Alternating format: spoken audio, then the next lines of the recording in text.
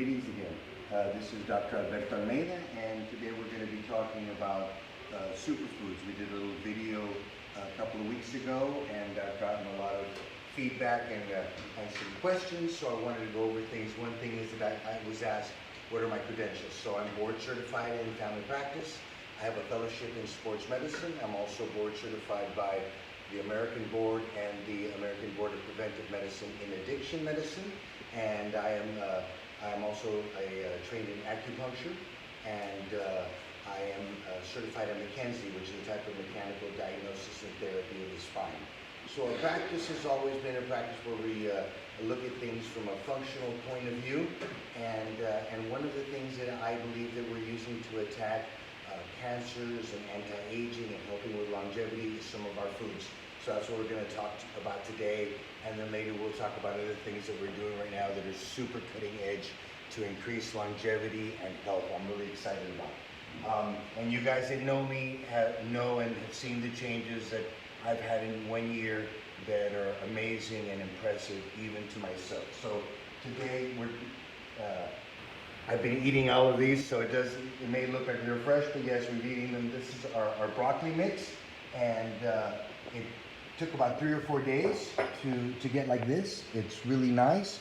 We rinse it 2 or 3 times a day, and then I rinse it again in a colander before we use it to get some of the seed hulls in, but they actually don't taste bad and they're good fiber, so you can just leave them in depending on what you want. I like to take some of them out.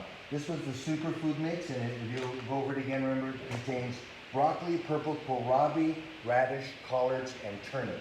So I always think it's just super cool that I'm eating all of these vegetables at one time and increasing the amounts of sulforaphane and all of these good cancer-fighting phytochemicals that are in these foods.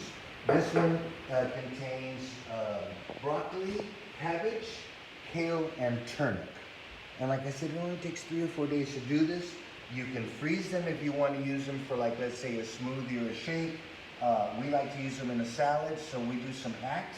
And one of the hacks is I like to add in mustard seed powder. As I mentioned before, that contains myrosinase and will increase the amount of sulforaphanes released from cruciferous vegetables. So let's say that you cook broccoli, and of course that you lose a lot of its vitality by cooking it. So don't cook it too much, but you cook it a little bit. Add mustard seed powder. It'll actually help you to get more release of those good phytochemicals, okay? And so our little salad that we use, we add in apple cider vinegar, olive oil, a little mustard seed powder, nutritional yeast, which is a nice source of B12 and other B vitamins, and sometimes a little bit of maybe some sesame seeds, pepper, salt, this type of thing, and it makes a wonderful little fresh salad, very refreshing, very satisfying. I sometimes will add other things to it, whether it's sardines or mix it in a salad or a sandwich or on top of whatever you like to make. So this is something I really recommend. I try to have cruciferous vegetables and beans at every one of my meals with a good protein source, usually a northern fish, grass-fed beef, or a wild game is wonderful, or a fish, chicken, turkey, this type of thing. But I try to have that as a staple at each one of my meals.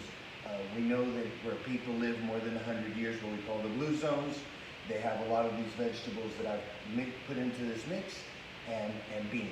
Luckily, I love all that stuff. So till next time, love you all. See you soon. Thank you.